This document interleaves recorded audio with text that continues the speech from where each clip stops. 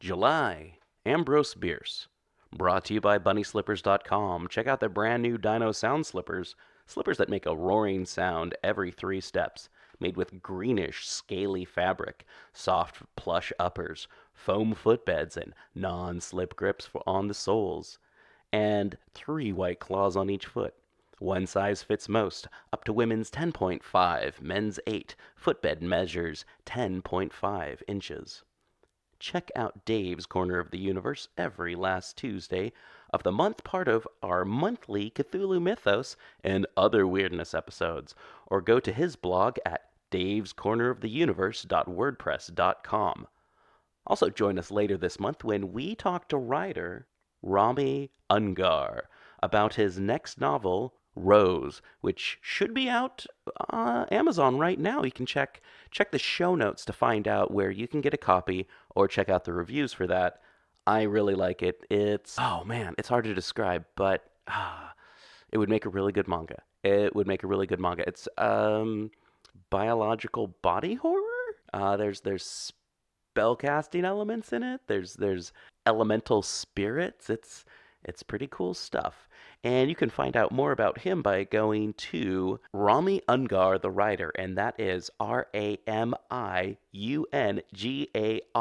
thewriter.com. Special thanks to all of my guests this month. If you want to be a guest on PGTTCM or Black Clock due to your hobbies or professions in academia, arts, literature, relating to weird fiction, gothic, horror, Old English, any of that fun stuff, folklore, Cthulhu Mythos, weird fiction, horror in general, contact us and we'll see what we can do.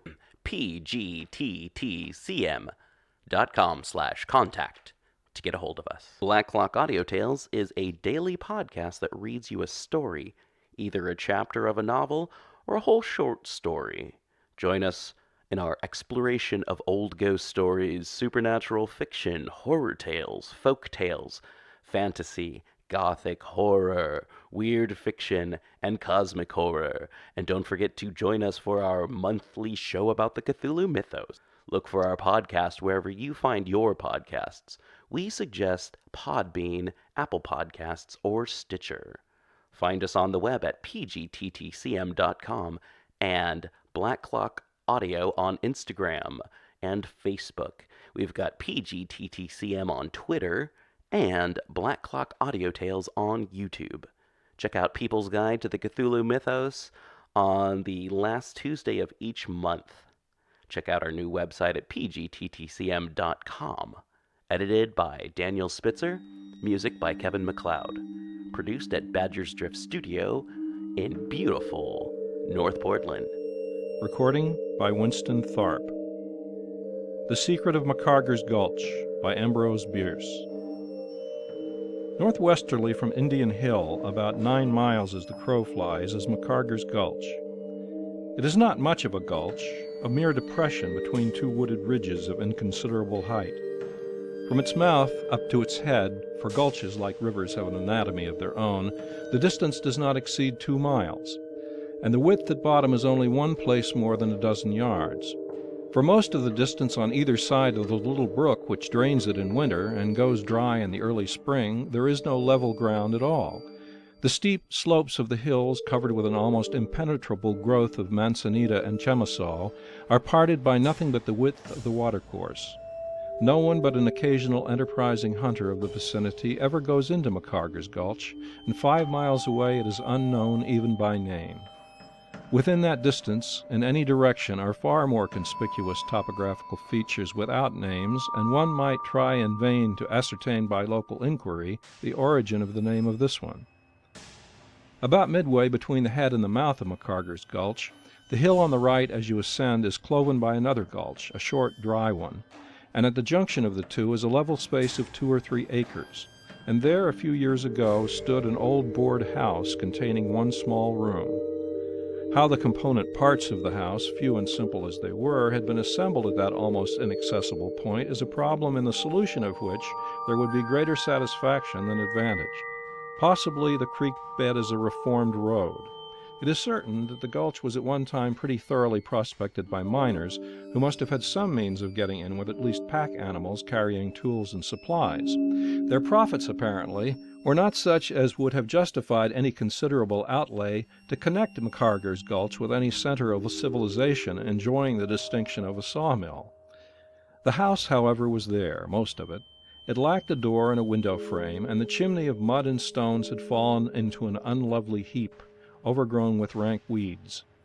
Such humble furniture as there may once have been, and much of the lower weatherboarding, had served as fuel in the campfires of hunters, as had also probably the curbing of an old well, which at the time I write of existed in the form of a rather wide but not very deep depression nearby. One afternoon in the summer of 1874, I passed up Macarger's Gulch from the narrow valley into which it opens by following the dry bed of the brook. I was quail shooting and had made a bag of about a dozen birds by the time I had reached the house described, of whose existence I was until then unaware. After rather carelessly inspecting the ruin, I resumed my sport, and having fairly good success, prolonged it until near sunset, when it occurred to me that I was a long way from any human habitation, too far to reach one by nightfall. But in my game bag was food, and the old house would afford shelter, if shelter were needed on a warm and dewless night in the foothills of the Sierra Nevada, where one may sleep in comfort on the pine needles without covering. I am fond of solitude and love the night, so my resolution to camp out was soon taken, and by the time it was dark, I had made my bed of boughs and grasses in a corner of the room and was roasting a quail at a fire that I had kindled on the hearth. The smoke escaped out of the ruined chimney, the light illuminated the room with a kindly glow, and as I ate my simple meal of plain bird and drank the remains of a bottle of red wine which had served me all the afternoon in place of the water, which the region does not supply, I experienced a sense of comfort which better fare and accommodations do not always give. Nevertheless, there was something lacking. I had a sense of comfort, but not of security. I detected myself staring more frequently at the open doorway and blank window than I could find warrant for doing.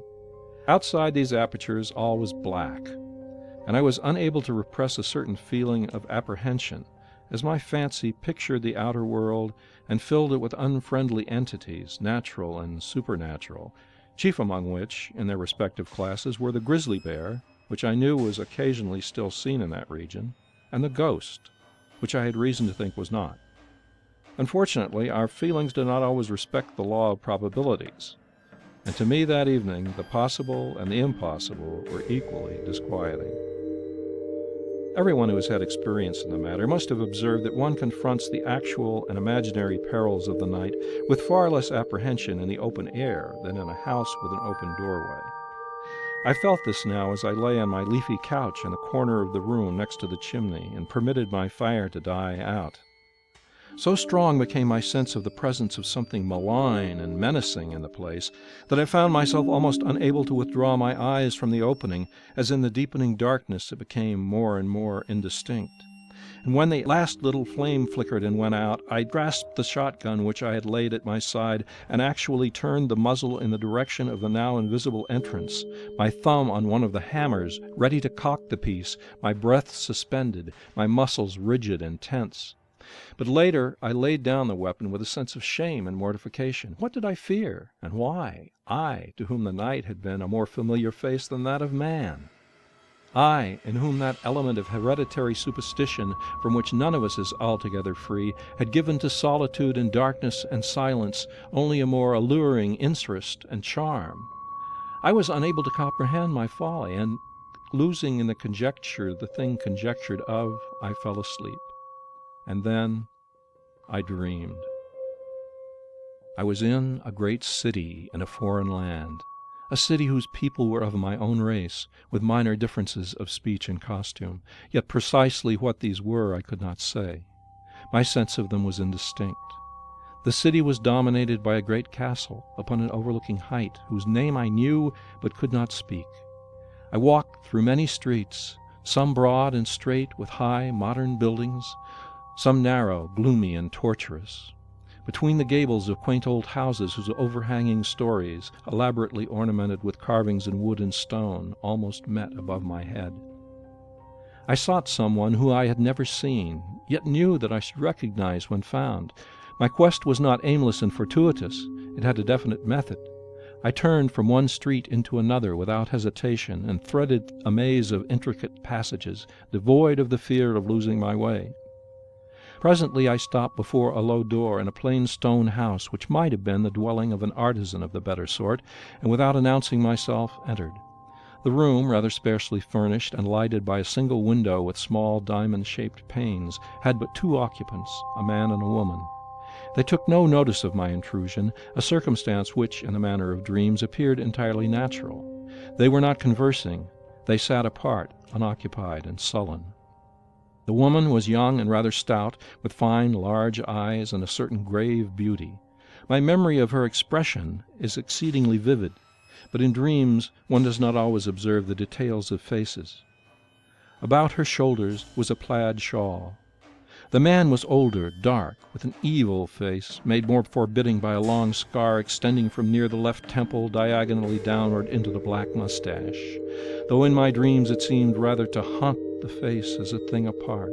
I can express it no otherwise than to belong to it. The moment that I found the man and woman, I knew them to be husband and wife. What followed I remember indistinctly, always confused and inconsistent, made so, I think, by gleams of consciousness. It was as if two pictures, the scene of my dream and my actual surroundings, had been blended, one overlying the other, until the former, gradually fading, disappeared, and I was broad awake in the deserted cabin, entirely and tranquilly conscious of my situation. My foolish fear was gone, and opening my eyes, I saw that my fire, not altogether burned out, had revived by the falling of a stick and was again lighting the room. I had probably slept only a few minutes, but my commonplace dream had somehow so strongly impressed me that I was no longer drowsy, and after a while I rose, pushed the embers of my fire together, and lighting my pipe, proceeded in a rather ludicrously methodical way to meditate upon my vision. It would have puzzled me then to say in what respect it was worth attention. In the first moment of serious thought that I gave to the matter, I recognized the city of my dream as Edinburgh, where I had never been. So if the dream was a memory, it was a memory of pictures and description. The recognition somehow deeply impressed me. It was as if something in my mind insisted rebelliously against will and reason on the importance of all this, and that faculty, whatever it was, asserted also a control of my speech. "Surely," I said aloud, quite involuntarily, "the McGregors must have come here from Edinburgh." At the moment, neither the substance of this remark nor the fact of my making it surprised me in the least. It seemed entirely natural that I should know the name of my dream folk and something of their history.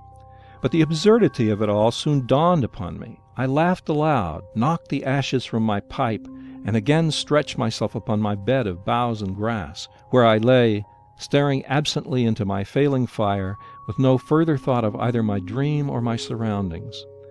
Suddenly the single remaining flame crouched for a moment, then springing upward lifted itself clear of its embers and expired in air. The darkness was absolute. At that instant, almost it seemed before the gleam of the blaze had faded from my eyes, there was a dull, dead sound, as of some heavy body falling upon the floor, which shook beneath me as I lay. I sprang to a sitting posture and groped at my side for my gun. My notion was that some wild beast had leaped in through the open window. While the flimsy structure was still shaking from the impact, I heard the sound of blows, the scuffling of feet upon the floor, and then, it seemed to come from almost within reach of my hand, the sharp shrieking of a woman in mortal agony. So horrible a cry I had never heard nor conceived. It utterly unnerved me. I was conscious for a moment of nothing but my own terror. Fortunately, my hand now found the weapon of which it was in search, and the familiar touch somewhat restored me. I leaped to my feet, straining my eyes to pierce the darkness. The violent sounds had ceased, but more terrible than these, I heard at what seemed long intervals the faint, intermittent gasping of some living, dying thing. As my eyes grew accustomed to the dim light of the coals in the fireplace, I saw first the shapes of the door and window, looking blacker than the black of the walls. Next, the distinction between wall and floor became discernible, and at last I was sensible to the form and full expanse of the floor from end to end and side to side. Nothing was visible, and the silence was unbroken.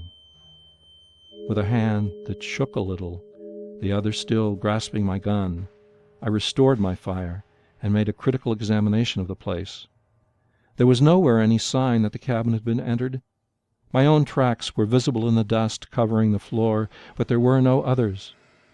I relit my pipe, provided fresh fuel by ripping a thin board or two from the inside of the house. I did not care to go into the darkness out of doors, and passed the rest of the night smoking and thinking and feeding my fire. Not for added years of life would I have permitted that little flame to expire again. Some years afterward, I met in Sacramento a man named Morgan, to whom I had a note of introduction from a friend in San Francisco. Dining with him one evening at his home, I observed various trophies upon the wall, indicating that he was fond of shooting. It turned out that he was, and in relating some of his feats, he mentioned having been in the region of my adventure. "Mr. Morgan," I asked abruptly, "do you know a place up there called McCarger's Gulch?" "I have good reason to," he replied. "It was I who gave to the newspapers last year the accounts of the finding of the skeleton there." I had not heard of it. The accounts had been published, it appeared, while I was absent in the East. "By the way," said Morgan, "the name of the gulch is a corruption. It should have been called McGregor's. My dear," he added, speaking to his wife, "Mr. Elderson has upset his wine." That was hardly accurate. I had simply dropped it, glass and all. "There was an old shanty once in the gulch," Morgan resumed, when the ruin wrought by my awkwardness had been repaired. "But just previously to my visit it had been blown down, or rather blown away, for its debris was scattered all about, the very floor being parted, plank from plank. Between two of the sleepers still in position, I and my companion observed the remnant of a plaid shawl, and examining it, found that it was wrapped around the shoulders of the body of a woman, of whom little remained besides the bones, partly covered with fragments of clothing and brown dry skin. But we will spare Mrs. Morgan," he added with a smile. The lady had indeed exhibited signs of disgust rather than sympathy. "It is necessary to say, however," he went on, "that the skull was fractured in several places as by blows of some blunt instrument, and that instrument itself, a pick handle, still stained with blood, lay under the boards nearby." Mr. Morgan turned to his wife. "Pardon me, my dear," he said with affected solemnity, "for mentioning these disagreeable particulars, the natural though regrettable incidents of a conjugal quarrel, resulting doubtless from the luckless wife's insubordination." "I ought to be able to overlook it," the lady replied with composure. "You have so many times asked me to, in those very words." I thought he seemed to be rather glad to go on with his story. "From these and other circumstances," he said, "the coroner's jury found that the deceased, Janet McGregor, came to her death from blows inflicted by some person to the jury unknown. But it was added that the evidence pointed strongly to her husband, Thomas McGregor, as the guilty person. But Thomas McGregor has never been found nor heard of. It was learned that the couple came from Edinburgh, but not— My dear, do you not observe Mr. Elderson's bone plate has water in it?" I had deposited a chicken bone in my finger bowl. "In a little cupboard I found a photograph of McGregor, but it did not lead to his capture." "Will you let me see it?" I said.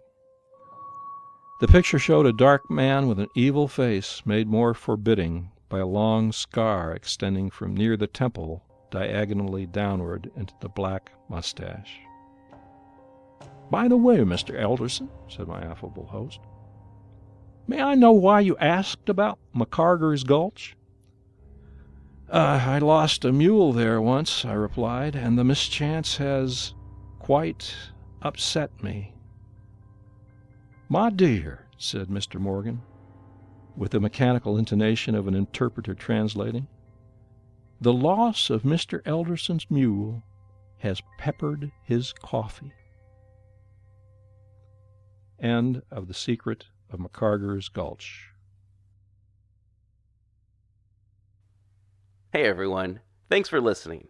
Help support the show and keeping it paywall free by going to paypal.me/pgttcm and donate $1 or $5 or whatever you feel, or go to pgttcm.podbean.com and hit that patron button.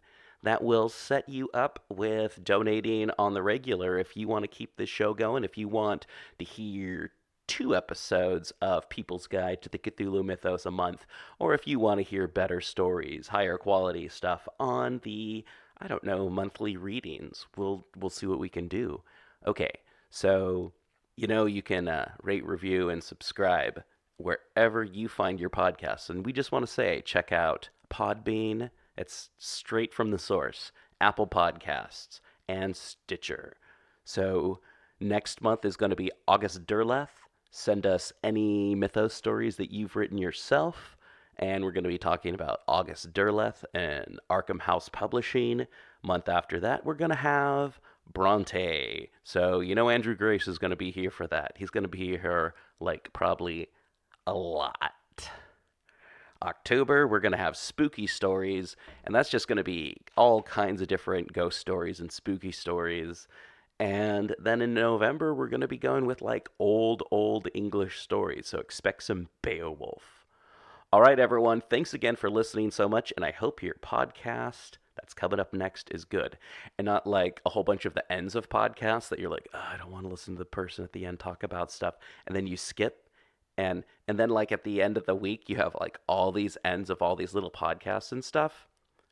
I always hear myself in those because I'm like, I don't want to listen to myself try and tell myself to help the show get better. Anyway, thanks a lot for listening. If you got all the way to this part, high fives. Send me a link. I mean, not send me a link. Send me a message on Facebook or Twitter or something and said, hey, I got all the way to the end of episodes. # high five. Anyway, you're the best. Keep on going.